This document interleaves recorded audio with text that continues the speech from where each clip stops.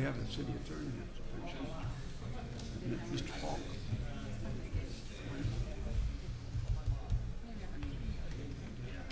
Oh, I thought he was here. He wasn't there.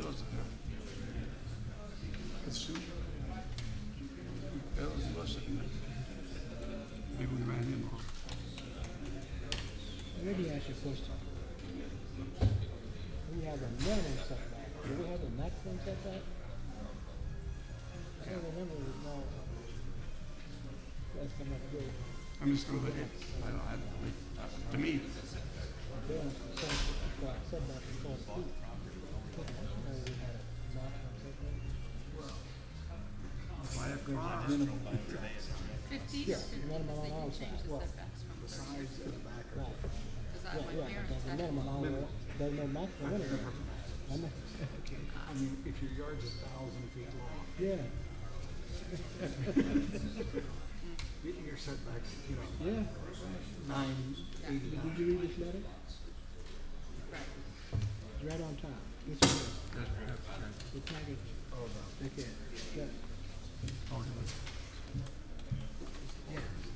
Turn, flip it over and read that. You won't see it Flip it very over. often. Read that. I need something for my work. I need, Got this slip and fall thing on. it's that paperwork I had to fill out. You have to fill it out for the bank.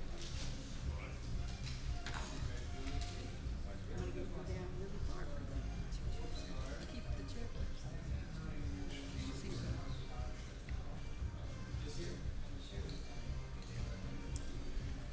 You know, the only thing that surprises me is the only time you see a bunch of people do it, they take them personal. You know, all this sometimes like they're angry, you know, and then they complain, you know, oh, the city, you know. That's huge.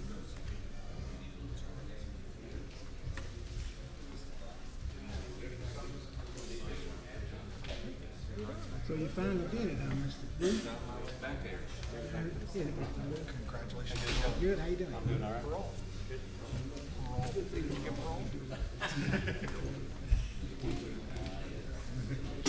I'm back. I was hoping to get out of here. Oh yeah. I'm not prepared to give you any advice this evening. I'm Cody Falk. Nice to meet you. Cody Falk. Nice to meet you.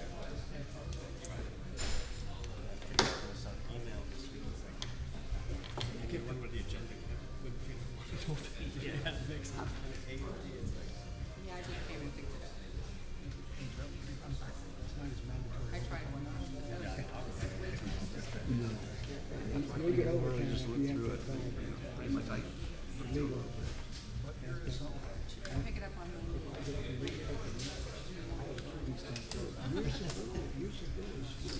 Yes, now, but yeah, please. Yeah, I'm 50 years old.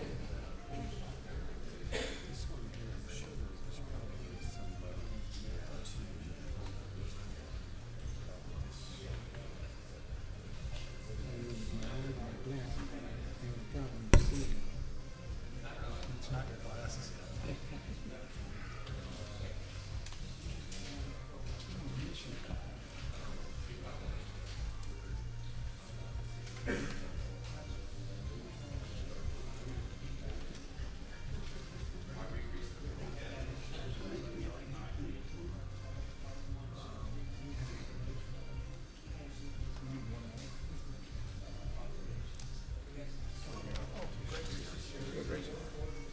So we got enough for a board.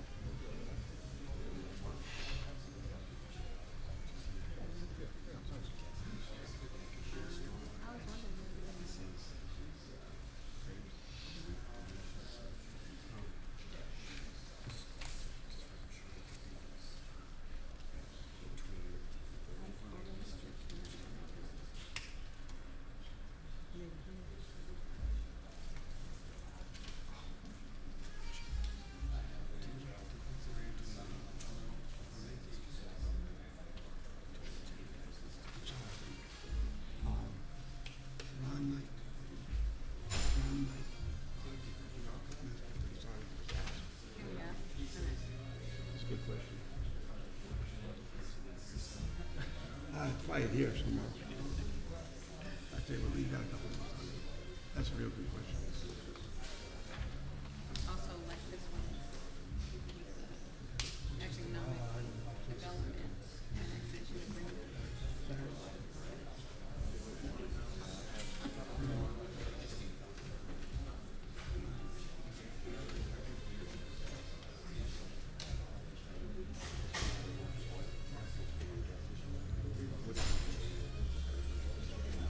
Yeah, if you go in your book here, there were special rules laid out from Compass Bank down to basically, to your place. To the city line. Everything, it's that subdivision, in Cedar Springs, on both sides, was a special district with special restrictions. Instead of just a regular, schedule of uses, it has its own schedule of uses. They were trying to eliminate a lot of, they were trying to control what businesses were doing. So if you go in there and look for overlay district, it'll tell you the things that they were allowing and this. How are you doing? How are you?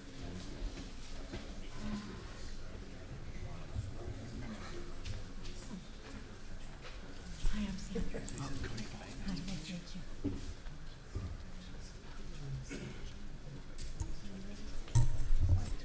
Well, no, I knew he was not gonna be, he's working. Yeah, I was concerned. He says, Lawrence is not going to Houston. And he's on the road.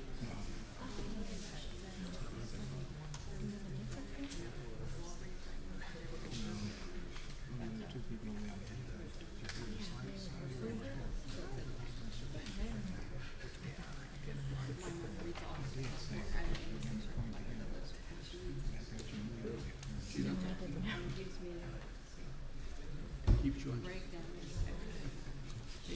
Tell me everything. stuff I don't know. Yeah, I will. I will do that. Okay, folks, turn on your mics if they're not on already. Good evening. We'll call to order the regular monthly meeting of the City of Helotes Planning and Zoning Commission. It is August the 11th. Ask the commission secretary to call the roll, please. Sandra Etheridge, Here. Joe Edmond. Here. Ron Haas, here. Greg Michelle, Here. Mike McLaughlin, Richard Hawk, Here. Jeff Wade, Here. Juliet Sullivan. Here, Got Rick Schroeder,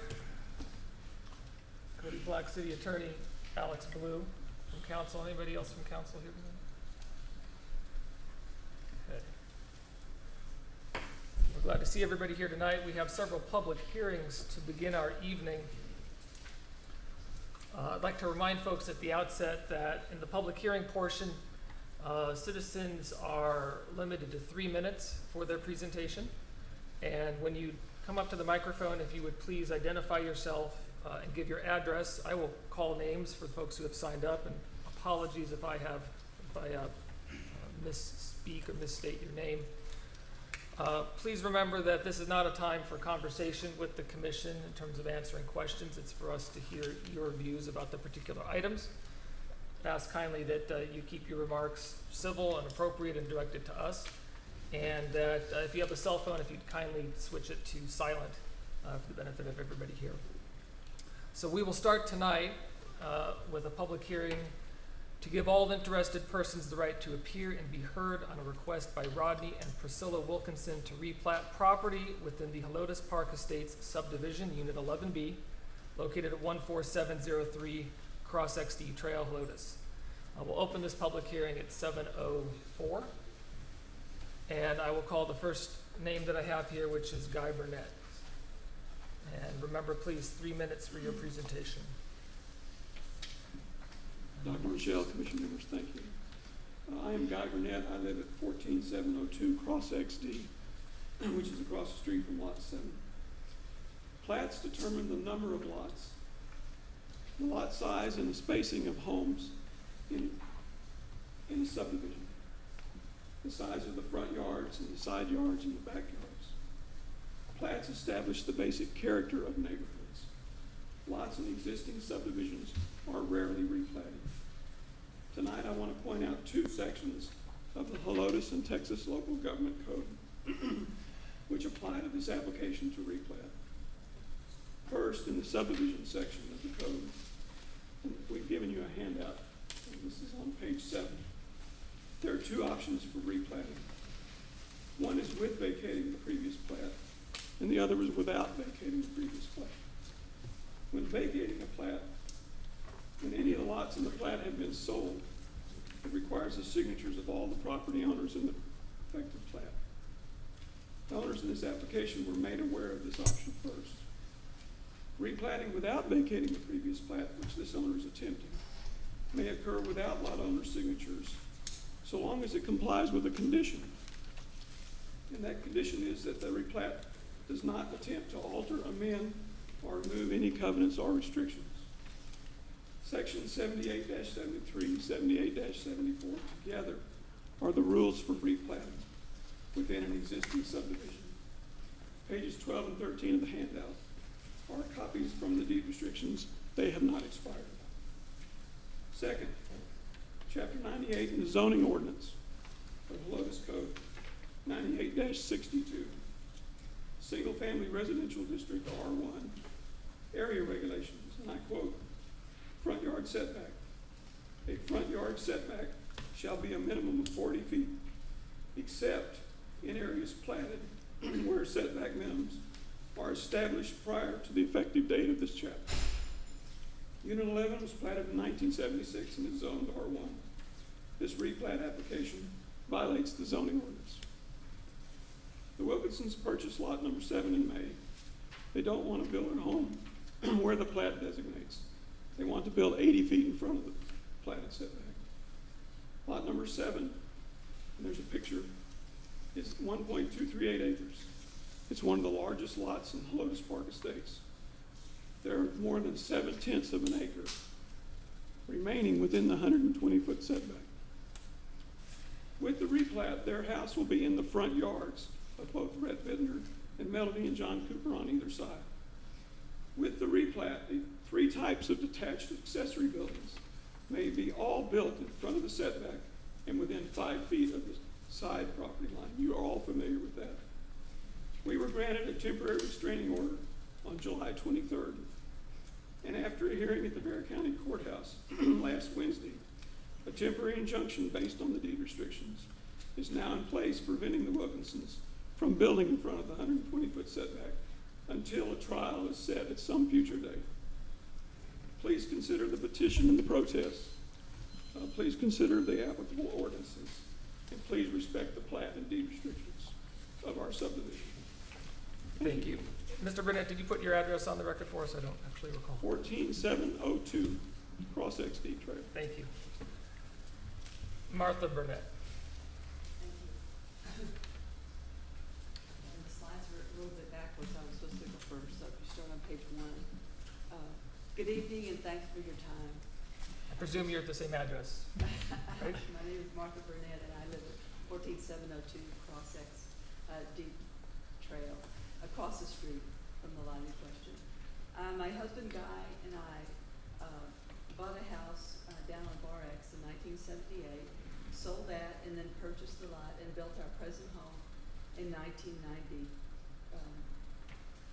And if you look at one, this is a Google map. I retired from the UT Health Science Center where I worked as a social science researcher for 20 years. My husband Guy has been an architect builder in Helotes since 1976. He has designed and built over 300 houses in this area, including many in the Helotes Park Estates. He was on the Helotes Incorporation Committee and was elected to the first city council. We've watched Helotes grow. Page 2, subdivision map. There are over 400 houses in our subdivision with very specific plat and deed restrictions. Our subdivision is completely developed. The realtor even said that the undeveloped lot that Mr. Wilkinson bought was the only one for sale when it sold last May. Along with Mr. Wilkinson, we love the character of our tree-lined street. We all have a lot invested in our property. The next one, Unit 11 plat. The setbacks run with the land.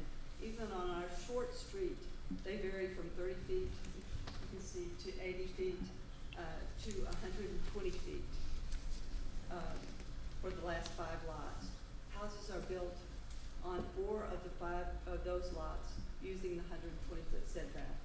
The developer submitted plans that established an orderly and beautiful master plan for the challenging hilly site. This original plan should be followed to ensure all of our property values. Next, the protest. All of our neighbors couldn't be here, but my husband and I knocked on doors a few weeks ago with 2 documents. One is a protest for owners within 200 feet and a petition. We collected signed protests from 7 of the 11 homeowners within 200 feet. 7 of 11, that's 64%. Next, the petition. Again, and all the red dots represent homeowners that signed the protest. The petition. 37 neighbors protested the replat by signing the petition.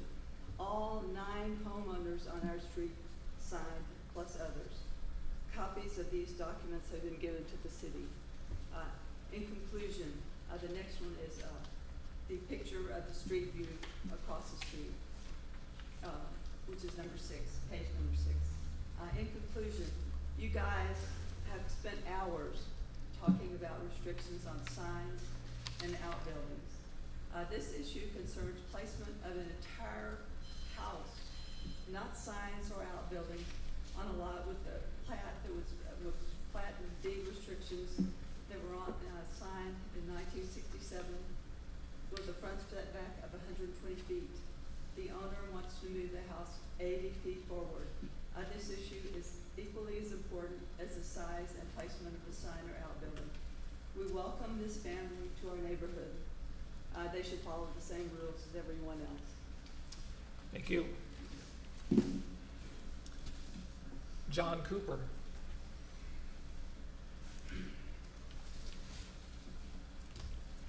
I'm John Cooper, and I reside at 14803 Cross XD Trail.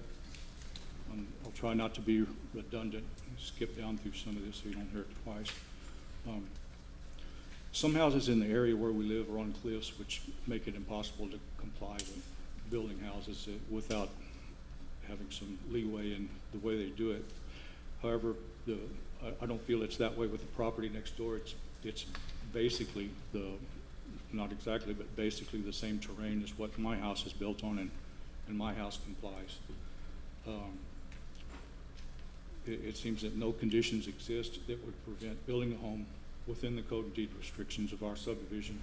And if allowed, it would significantly, in my opinion, decrease my property value, as the view from our living area is on the upper level of a 2-story, and the view into downtown will be overridden by the view of the garage in the back of the house and parked cars, to where if it was in compliance, it would be to the side, and it would be no problem.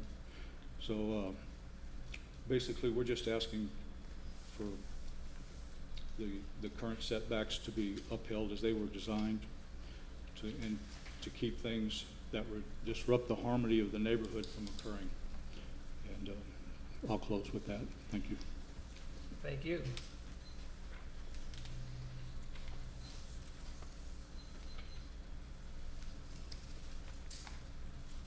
Tom Brooks, are you for this, to speak on this particular issue? Tom Brooks? Yes. Yes, I'm here. Okay, thank you. It's for this particular plating issue? Well, I'm interested in the subdivision that's gonna be adjacent to Beverly Hills. Okay, so that's a, 14 that on your list. right, so it's just, if you would hold on just a moment, please. 14. Thank you. Oh, Paul Hunt. How you doing? My name is Paul Hunt. The address is 2161 Northwest Military Highway, Suite 400. I'm here on behalf of Wayne and Priscilla Wilkinson. The Wilkinsons purchased this property after a long search for various lots to build on. Mr. Wilkinson served in the military for many years, almost 30 years. They saved money, they retired, they found this lot, they liked the lot, they wanted to build on it. There is a restriction on the lot, there's no denying that, on the plat, 120-foot setback restriction. However, I think that there are some issues associated with that restriction. Number one, one issue is that there's a home immediately adjacent to the property, right next door, that's not within the setback. They built, probably 40 to 50 feet into the setback as well. They built the home presumably with no problem. No one said anything about it, and it's there. I don't think that home has affected any of the property values for the surrounding homes, or had any negative impact on the surrounding homes. If you look at the plat, you'll see that number one, this subdivision is huge. I actually drove out there. It's a large subdivision. If you look on the plat, though, that you have a handful of homes that are restricted by setback requirements that really have no rhyme or reason. You have some homes that have a 30-foot setback, some homes that have a 60-foot, 80-foot, 100-foot, 120-foot setback. We believe that the Wilkinsons building this house would be keeping in harmony with the subdivision. You have the home next door that's well within the setback. Aside from a few houses on this road, the remainder of the homes in the subdivision are a lot closer to the road. You have many homes that are 15, 20 feet from the road throughout the subdivision. You just have this one area that has these setbacks. In addition to that, when I drove out to the property, I measured around the property because I just wanted to get an idea of what the Wilkinsons would be looking at as far as building within the setback. If you go from the road, which is the boundary where you would start measuring 120 feet in, if you stop there and then measure towards the rear of the property, there's a large hill. It's very steep. It doesn't affect the neighbors in any way. It affects this property specifically. If you go from that 120-foot line up, you only have under 40 feet, really 39 feet from the 120-foot line to that 40-foot or to that hill. So really, it's not. They're not capable of building a home within that area, and you really couldn't develop this lot because of the setback as it currently is and the way the terrain is. If I could ask you to move toward wrapping up. Okay. For those reasons, we just ask that the Planning and Zoning Commission consider allowing the Wilkinsons to build their property and remove this setback. Thank you. James Kane.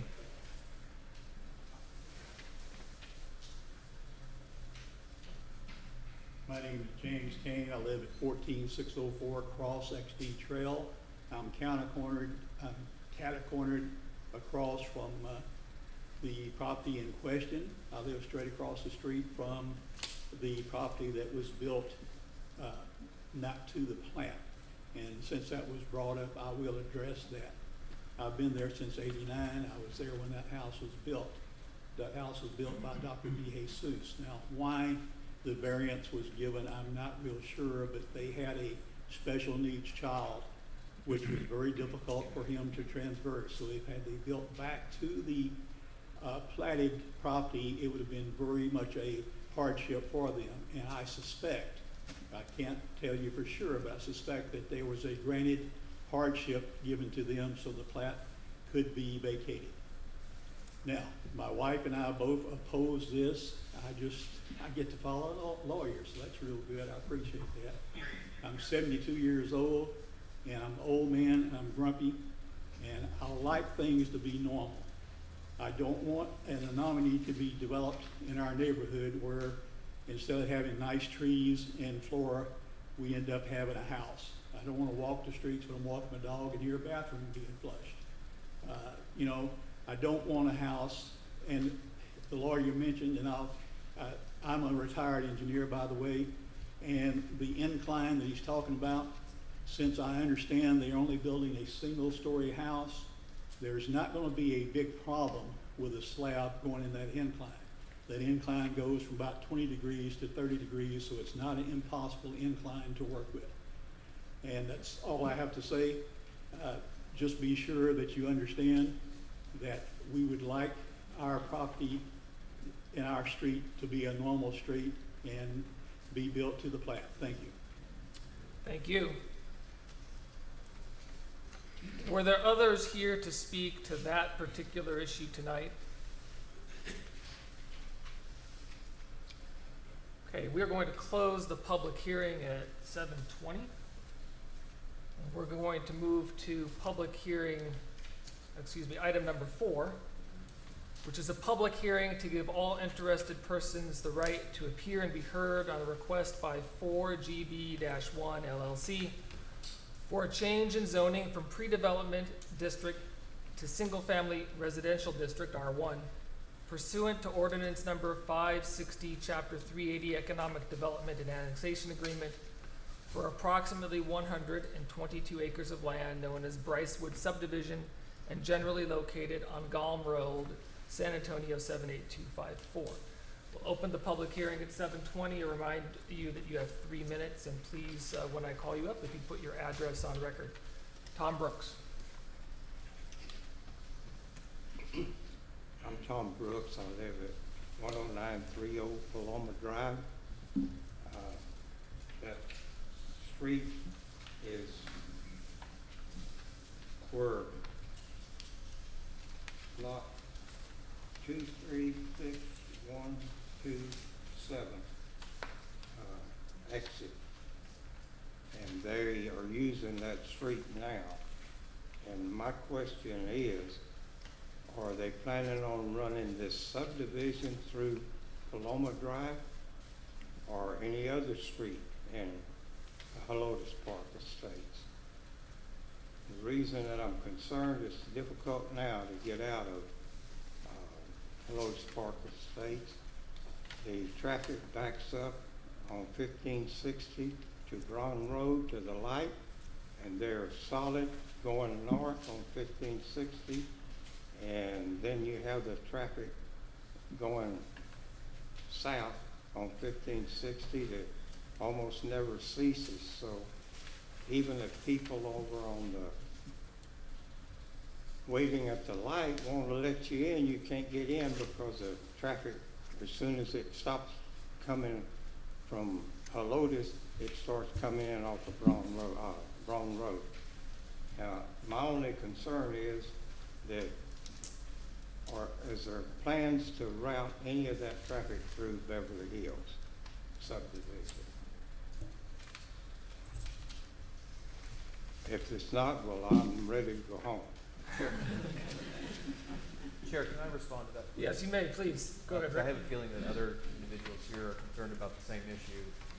When that portion of the subdivision is platted, that entrance or ingress egress onto Paloma Drive will be handled in the same manner that Hearthstone is handled, and that will be for emergency access only. So it will be gated and it will not be open to regular vehicular traffic.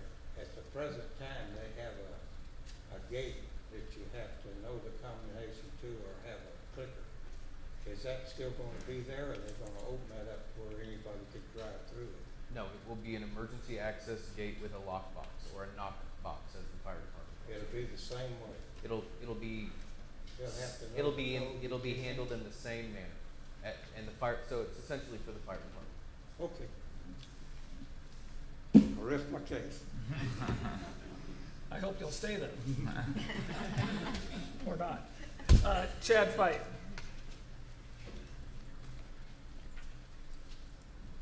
Nope. Is anyone here who would like to speak to this issue? Who has not been called?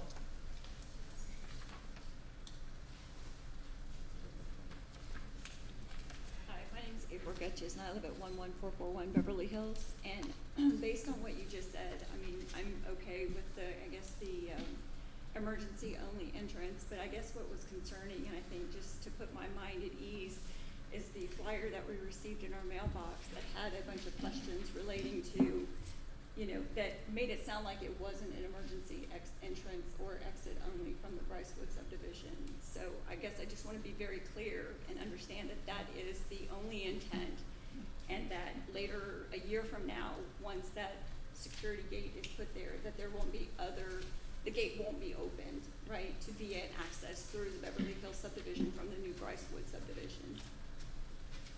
Rick, I'd Because there was invite you to questions respond. in here, like, I guess on the back of the flyer, there were questions, or, some of the questions that were to be addressed is if they were gonna be put, you know, sidewalks or lights in the Beverly Hills subdivision. I don't know what the flyer I- is referring to, I'll but So- I can share it with you. but it wasn't a city issue. What is on the back of that? Can I see that, please? Sure. This was the letter that was notifying property owners. This was distributed by somebody else. Okay. on that. So I don't know what So these that's- questions so are. those are not potential possibilities, I guess, is I my have not read that. I'll be glad to give you a copy before I. Sure, I'll take a copy and I can address that at a later time, but that is, I don't know what those questions are. We didn't notify people, we never asked people questions when we No, issue it didn't notices. say that you were asking questions, they were just questions to be addressed at the hearing. So if I may interject, please, I would reiterate what the city administrator had said earlier about the intent, which is what is normally done. And I'd also emphasize that the provenance of a document that nobody has seen, and certainly did not come from the city or this commission and staff, is not something we really should be in a position of addressing directly So, now. do you have a city secretary named Grace Temez? That's the Yes. secretary for the Yes, city we of do. Lotus. Okay, That so that's is- who signed the letter. But what I'm saying is somebody has copied something on the back of that letter and Okay. distributed it in your Oh, neighborhood. got it, I see what you're And saying. represented that perhaps it was on behalf of the Great. city and it wasn't. Okay, And to your question about the emergency access, all I can say is when it is platted, it will be platted as emergency access. That does not limit future councils or future bodies from changing, from binding their hands in the future. So I cannot address that, but at this time, it's proposed to be emergency access only. and there's no other entrance into the Brycewood subdivision that could be allowed for this emergency entrance instead of through the Beverly Hills subdivision? There are additional emergency access points that will occur with Laurel Heights, which is to the left of the subdivision. The fire department is requiring that there be emergency access into Beverly Hills, not only for this development, but also for Beverly Hills itself. Okay, Thank you. thanks.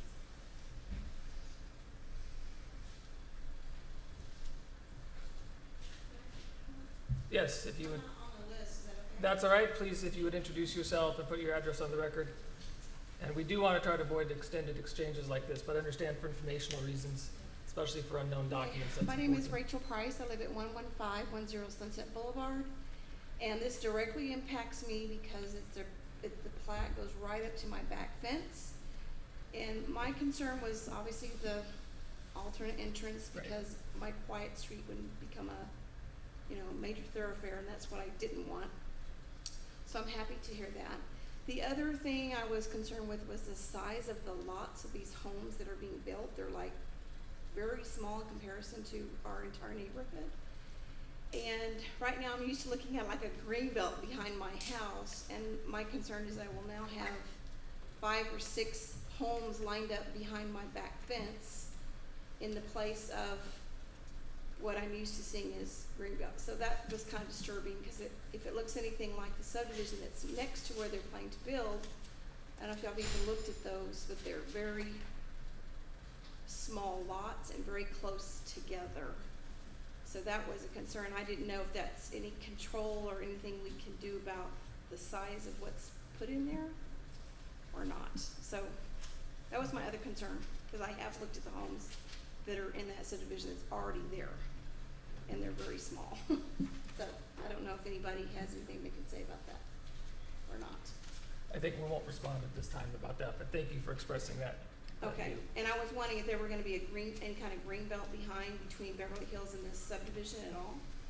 Is Okay. that something that would be I can- known later? I can quickly say that subdivision, ma'am, would have been developed, regardless of whether it was in the city of Helotes or not in that fashion. So you would have had those smaller lots behind your home. It would have just been developed in unincorporated portions of Bear County. So unfortunately, at this time, there is nothing that we can do to prevent smaller lots for that subdivision. Okay. Thanks. That's it. Thank you. All right, we will put a close to the public hearing on this item at 7:30. And we'll move on to item 5 tonight, which is a public hearing to give all interested persons the right to appear and be heard on a request by Murphy Oil Express for a change in zoning from Overlay District B3 to General Business District B3 for approximately 1.721 acres of land, generally located on Bandera Road near its intersection with Leslie Road. Open the public hearing at 7:30. Is there anyone here this evening who wishes to speak to that issue? Mr. Chairman, Commission, my name is Eric Will Hyde. I'm from Cranbrook Faro. We're representing Murphy Oil in this zoning change request. We also are going to be processing the development plans through the city if the zoning change request is approved. So I'm just here in support of the case and in the event that there's any questions. Thank you. Is there anyone else here this evening to speak to this item?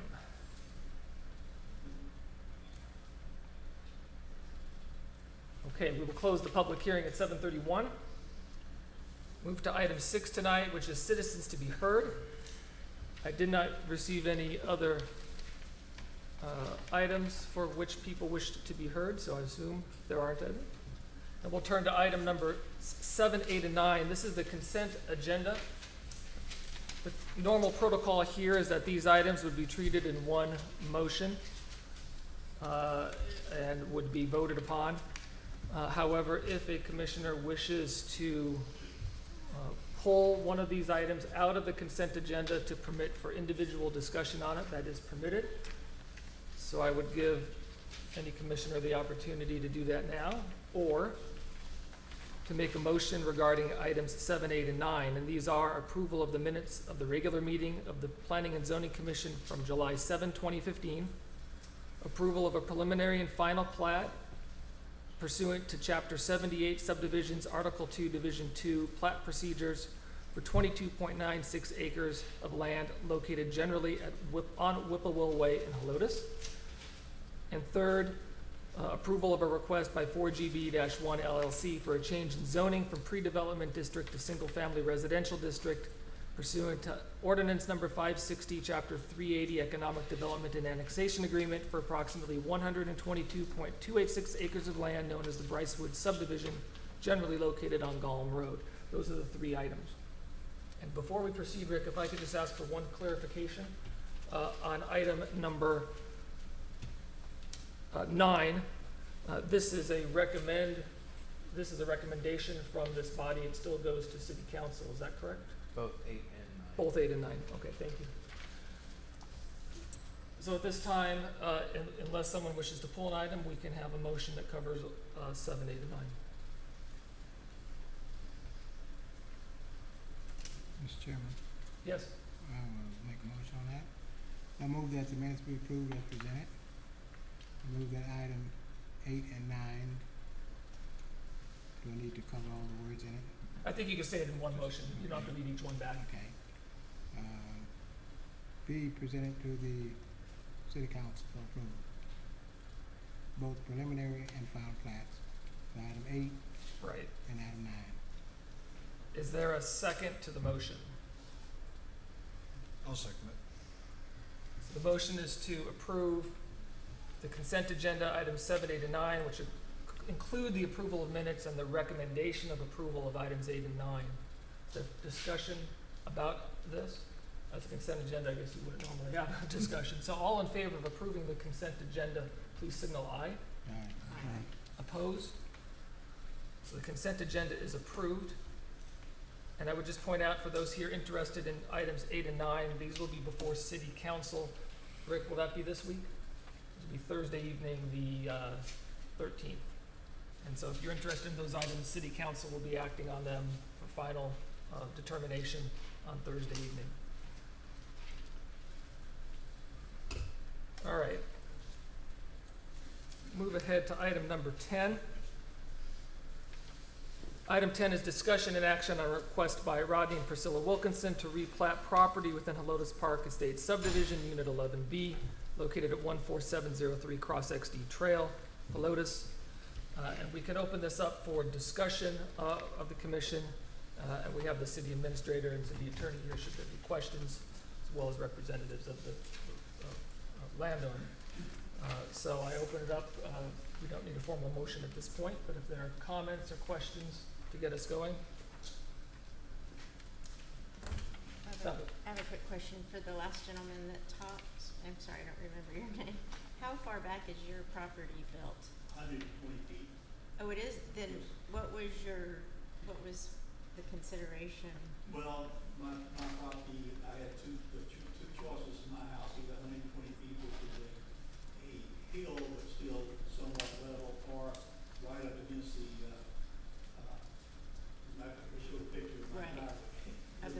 Right up against the street, which would have been a house which would have been a two-story with the second story being down, because there is a drainage creek running through my property, so it's split in half. So it was built 120 feet back? 120 feet, as was everything on my side of the street, with the exception of two houses, which had no place to build except 30 feet off of the pavement, because they would have been built into the creek. Okay, thanks. I have a question for either the city attorney or administrator. The variable setbacks in this area, they're not all consistently the same. Does that have any direct effect on the issue before us tonight?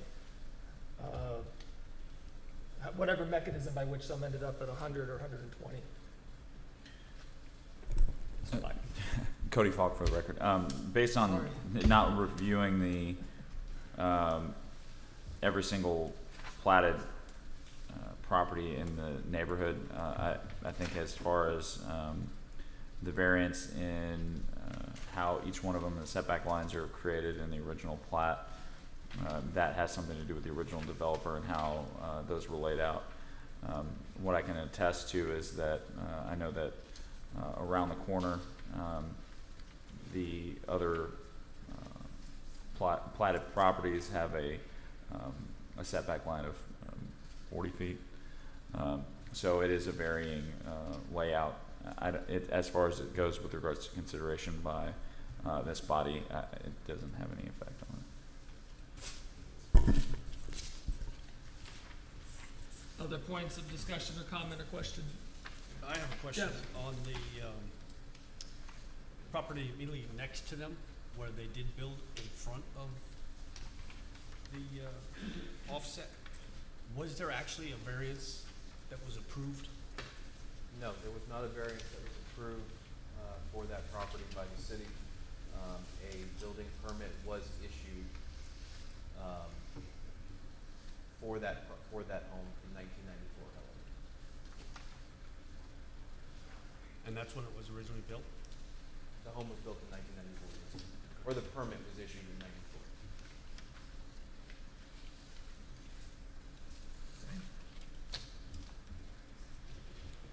40 feet is in accordance with the code, right? Say again, can't hear you. A minimum of 40 feet is what the code requires, right? The city code currently is 40 feet as a minimum, though there are restrictions in place. I think everybody agrees there are restrictions currently in place, varying by lot apparently, but right now, at least for lot 7, it's 120 feet.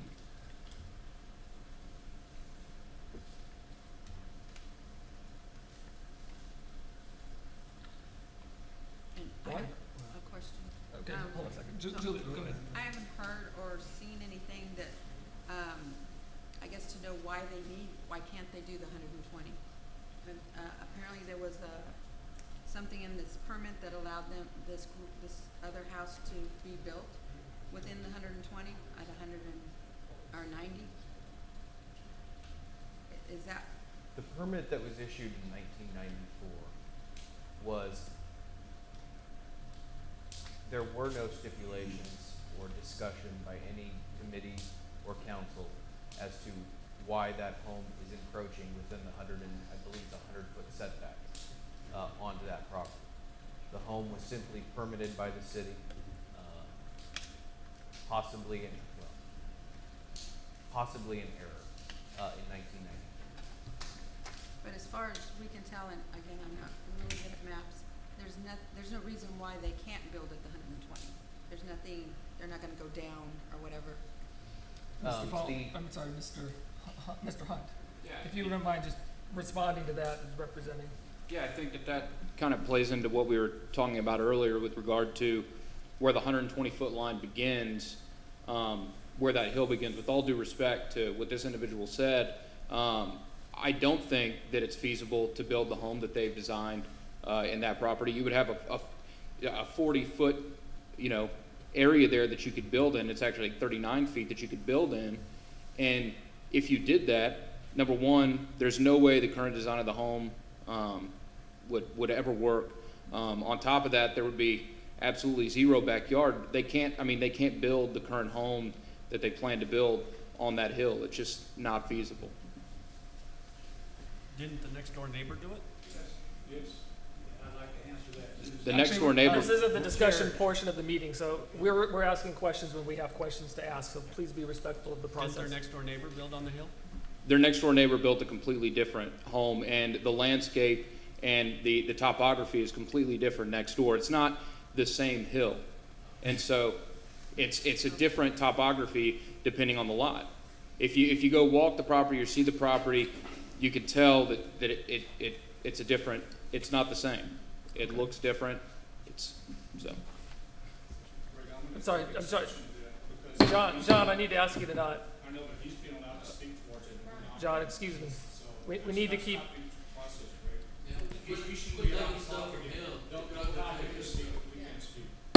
I'd ask you to please refrain. When we have questions, we'll ask them as needed, so thank you.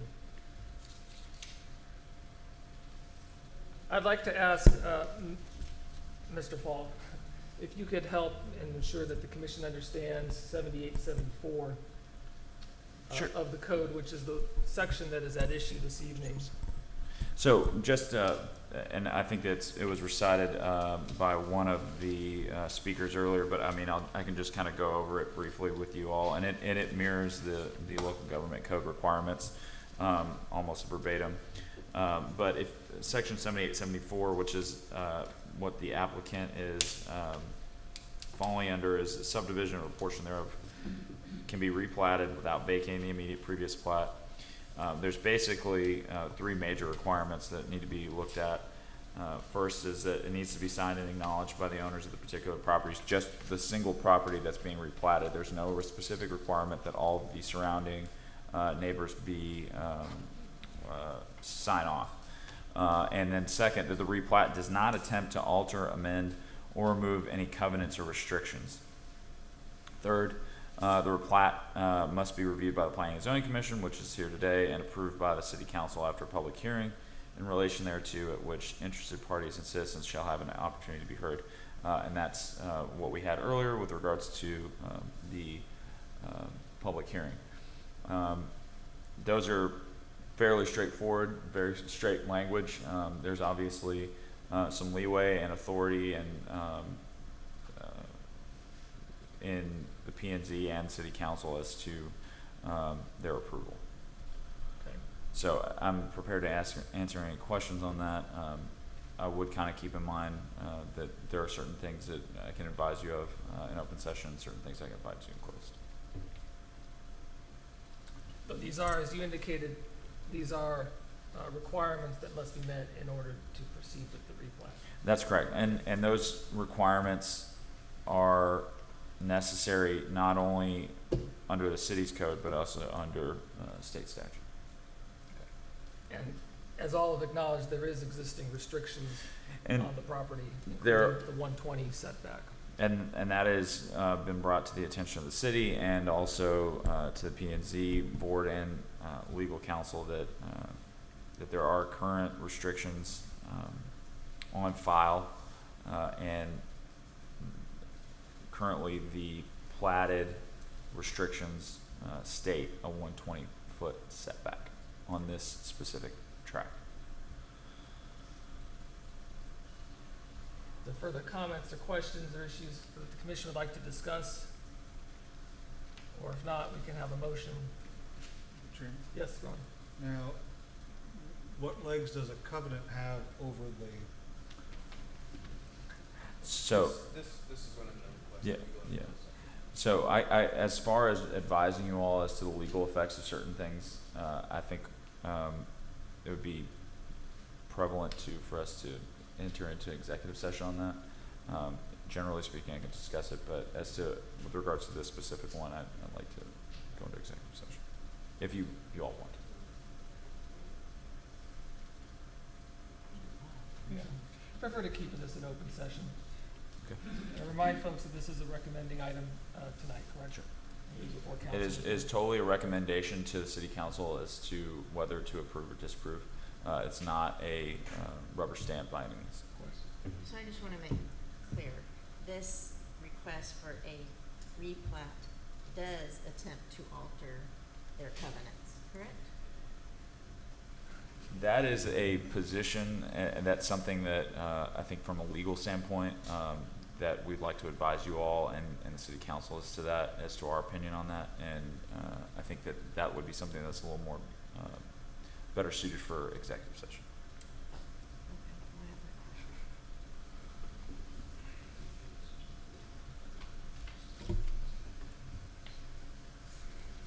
Other comments or questions?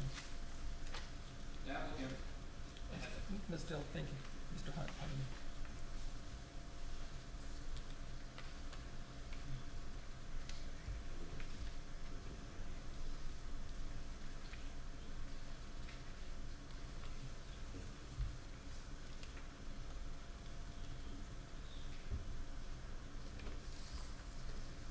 If there are no other comments or questions, this would be an appropriate time for a motion.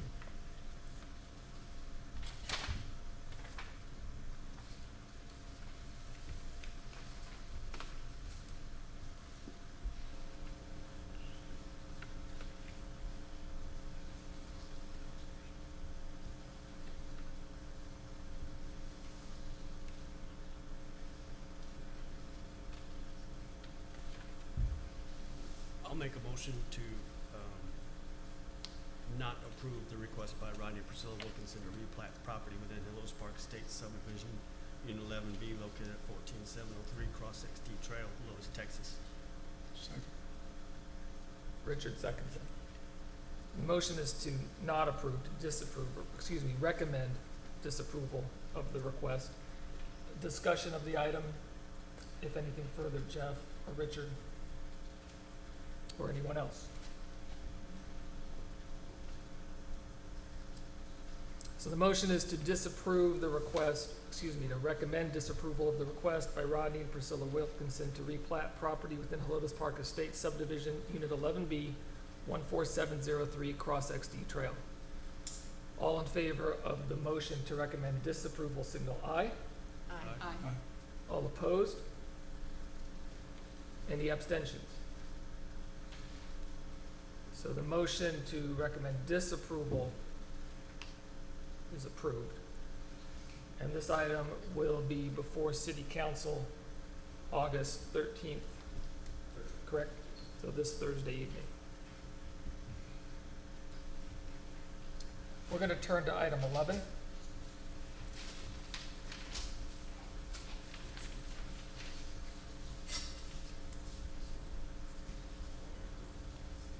Item 11 is discussion and action on a request by Murphy Oil Express for a change in zoning from Overlay District B3 to General District B3 for approximately 1.721 acres of land, generally located at Bandera Road near the intersection with Leslie Road. We have a representative here this evening as well, and Mr. Schroeder.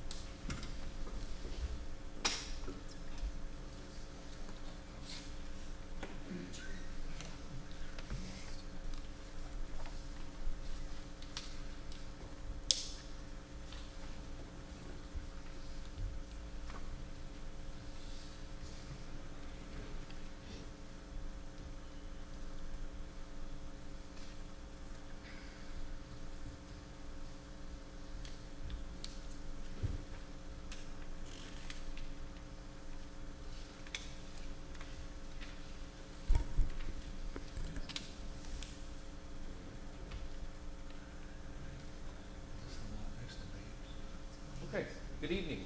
I wanted to address this item before the applicant or the representative for the applicant gets up and speaks, if there are any questions. Murphy Oil came to us, what do you say, 6 months ago? Probably 5-6 months ago, to entertain or to introduce the concept of putting a fueling station adjacent to the Walmart Supercenter, actually in between the Walmart Supercenter and Babe's Hamburgers. So we're looking at, and this map is terrible, but essentially we're looking at this property right here that's currently zoned B3 overlay, and it's adjacent to all the properties next door to it that are B3. Now for the two new commissioners, I did kind of want to go over what B3 overlay means versus what B3 means, okay? B3, a fueling station, there are a lot of things that are allowed in the blue area, the B3 area. But for this purpose, a fueling station is one of them. It's allowed in B3. B3 overlay states that it lists in the code certain things that absolutely cannot be allowed in B3 overlay. It says certain things can be allowed in B3 overlay, but require not only P&Z and City Council approval, okay? And everything else that's not addressed in one of those two columns is allowed, because it's allowed by right in B3.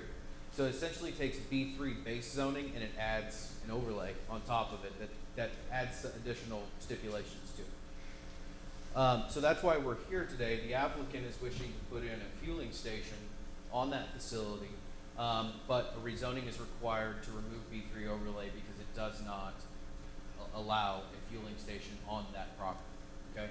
And there are a variety of reasons why that could have been the case. Essentially, B3 overlay, it's my understanding, and I wasn't here at the time, actually Mr. Burnett probably can speak to it more than I can, was the entrance to Helotes Crossing and the entrance to Cedar Springs. We were attempting to add an overlay on top to protect the intensity of businesses that are adjacent or to the community, okay? Particularly at the entranceways, but also along the rear of the property lines here and the rear of the property lines here.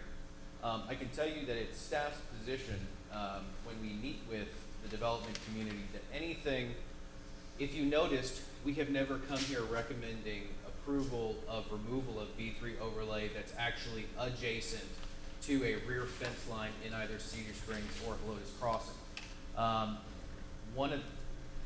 And you can see that here, and you can see that here. Now we have stopped basically at this line because of Helotes Crossing, and we have attempted back here to where there is a larger development, say in the middle of this blue area, we have attempted to put detention structures or grassy fields or something along those lines so that it maintains some distance between the rear of Helotes Crossing or Cedar Springs and the adjacent development, okay? We basically are not, we just don't want a huge building right next to the rear of those homes. This is one of the last lots, I can tell you from my standpoint, that I will be recommending approval of the removal of B3 overlay tonight. The reason for that is because I feel that there is still, and this is just my opinion, but I feel that there is sufficient distance between this point here, which is the property corner that we're talking about, and the rear of Helotes Crossing. When they originally did this, there was a large expansive area that they blanketed with B3 overlay. Again, I wasn't here at the time, but I believe, in my opinion, that was a bit short-sighted because there was a lot of developable property, particularly here, that really doesn't have an impact on the abutting neighborhoods to it. So just to put it on the table, I am recommending that you recommend to council approval of this item tonight. The second thing that I wanted to show you on this property is the site plan. Now, the site plan, the building design, all of that is completely separate from this issue. Those things will come back before this body when you look at, well, assuming that you and council approve the rezoning, will come back to you on the conceptual design plan. But I felt that it was important to talk about it here, at least show you what the concept is, because they've done some things to the site plan to try to minimize the impact even further to Helotes Crossing. what we have talked about in our pre-development meetings with these is to push the fueling station up to the front of the property and to maintain as much of the property to the rear as natural open space. So this is Bandera Road. There's one ingress egress at this point that is allowed by TxDOT for this property. And this would then flow into a shared ingress or access point. This is where Babes is right here. So they have attempted to push this facility to the front of the property and create this area back here that will be preserved as either a detention pond if it's warranted. But we have strongly encouraged them to work with the city arborist because there are some very large trees on this property, to keep the trees in the back and to basically do a fee in lieu of detention so that you don't have, detention ponds are ugly, I think we all know that. The jury is still out on that component though, because we still have to go through the engineering and see if it warrants fee in lieu of versus a detention pond. But we've done something similar with the Tractor Supply facility that's up at the top of Leslie Road, across from Road Center. We actually, council granted that development a variance to detention period, so long as it preserved the trees that were adjacent to the Helotes Festival Association, Casa Helotes, and so on and so forth. So there is precedence for looking at this from a standpoint of not requiring detention at all to preserve the character that's abutting the adjacent communities. And so they have agreed, as you can see on the site plan, to do that. As far as if this makes it through the zoning process, the lighting would have to be full cutoff. So I'm not necessarily concerned about lighting flowing from this development to the adjacent development. And when I say full cutoff for the new commissioners, basically what that means is none of the light is allowed to escape to the, you have a light fixture, everything has to be down, okay?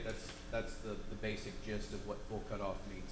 And nothing can escape onto the adjacent, or very little light can escape onto the adjacent properties that are next to it, okay?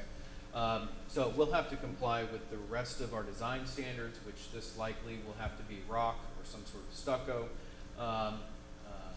lighting standards, landscaping standards, and so on and so forth. And that would go before the commission at a later date. But as I said, for those purposes, or for those reasons, I am recommending approval of this item tonight.